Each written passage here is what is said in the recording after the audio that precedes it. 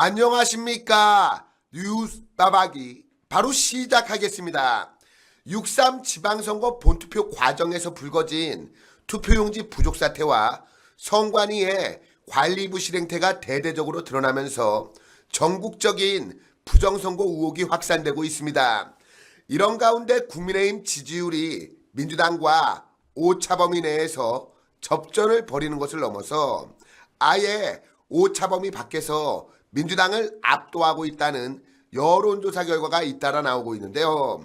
부정선거 의혹이 결국 이재명과 민주당 정권을 송두리째 흔들고 무너뜨리고 있는 겁니다. 이런 가운데 부정선거 관련 이슈몰이에 나서며 대여투쟁을 주도하고 있는 장도혁 대표를 쫓아내려고 하는 당내 웰빙 기회주의 세력들이 분탕질을 치고 있는데요.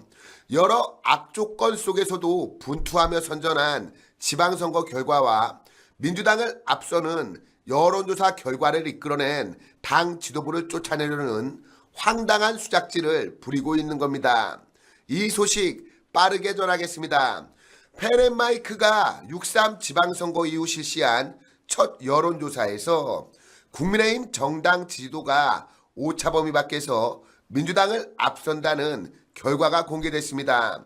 펜앤마이크가 여론조사 공정에 의뢰해서 지난 12일과 13일 양일간 만 18세 이상 남녀 1,001명을 대상으로 어느 정당을 조금이라도 더 지지하는가를 물은 결과 국민의힘 46.8%, 민주당 35.9%로 나타난 겁니다. 양당 지지도 격차는 10.9%포인트로 오차범위 바뀝니다. 리얼미터 조사에서도 국민의힘 지지율이 민주당을 앞섰는데 리얼미터가 에너지경제신문의 의뢰로 지난 11일과 12일 양일간 조사한 결과에 따르면 국민의힘 지지율은 44.3%, 민주당 지지율은 38%를 기록했습니다. 민주당은 지난주에 비해서 3.8%포인트 하락했고 국민의힘은 3.2%포인트 상승했습니다. 국민의힘 지지율은 3주 연속으로 상승 추세를 보이고 있는데 현 이재명 정부 들어서 최고치를 기록한 반면 민주당은 3주 연속 떨어져 지난해 8월 2주차 이후 10개월 만에 30%대로 주저앉았습니다. 양당 간의 지지율 격차는 6.3%포인트로 오차범위 밖에서 국민의힘이 우세했습니다. 리얼미터는 국민의힘은 선관위 국정조사와 특검법 발의 등을 주도하며 진보층과 중도층 그리고 20대에서 지지율이 상승하며 지지를 흡수했다고 분석했습니다. 반면 민주당의 지지도가 하락한 원인을 6.3 지방선거 결과에 대한 책임론과 선거 부실관리 사태를 둘러싼 공방 속에서 정청래 대표의 리더십 논란 및 퇴진론 등으로 계파 갈등이 격화되면서 경기, 인천, 호남 등 주요 지지층에서 하락했다고 분석했는데요. 이번 지방선거는 결국 민주당이 결과적으로 패배한 선거고 당내 갈등이 있으면 지지율이 하락할 수밖에 없다는 겁니다. 갈등과 분란의 씨앗인 한동훈과 그 무리들을 제거를 해야 하는 이유가 여기서도 확인이 된 겁니다. 장동혁 지도부를 흔드는 한동훈과 졸개들은 당 지지율 관리는 물론이고 선거 승리에도 도움이 되지 않는다는 겁니다.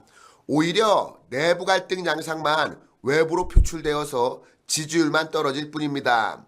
소개해드린 여론조사와 관련된 자세한 사항은 중앙선거 여론조사 심의위원회 홈페이지를 참조하시면 됩니다. 이런 가운데 국민의힘 내부에서는 아직까지도 정신을 못 차리고 판정승한 선거를 패배했다고 주장하며 장도혁 대표의 사퇴를 요구하는 분탕자들이 설치고 있습니다. 오늘 오전 최고위 회의에서 또다시 당 지도부의 총사퇴를 제안하는 목소리가 공개적으로 나온 것인데 즉각 앵무새처럼 똑같은 주장을 시도 때도 없이 한다고 철퇴를 맞았습니다. 장도혁 대표 역시 사퇴 요구에 대해서 지금은 올림픽공원 시민들의 목소리에 집중할 때라며 일축했습니다. 양양자 최고위원은 이날 오전 최고위 회의장에서 정치는 결국 책임지는 사람이다. 책임이다. 리더는 책임지는 사람이다. 당 지도부의 역할은 결과를 책임지는 데 있다며 국민들이 지금 우리 당 지도부를 책임을 회피하는 사람들로 보지 않겠냐라고 말했습니다. 이어서 정치적 유불리를 따지면서 기득권에 집착하고 있다고 국민들은 오해하고 있을지도 모르겠다. 그게 너무나도 두렵다며 이에 저는 지도부 총사퇴를 제안한다고 했습니다. 양양자는 선거 결과에 책임지는 모습을 보여줘야 한다. 우리 지도부는 좀비 지도부로 불린다. 그 이유가 우리에게 대한민국의 미래와 보수정당의 내일을 이끌 분명한 철학과 비전, 노선이 보이지 않기 때문이라고 주장했습니다.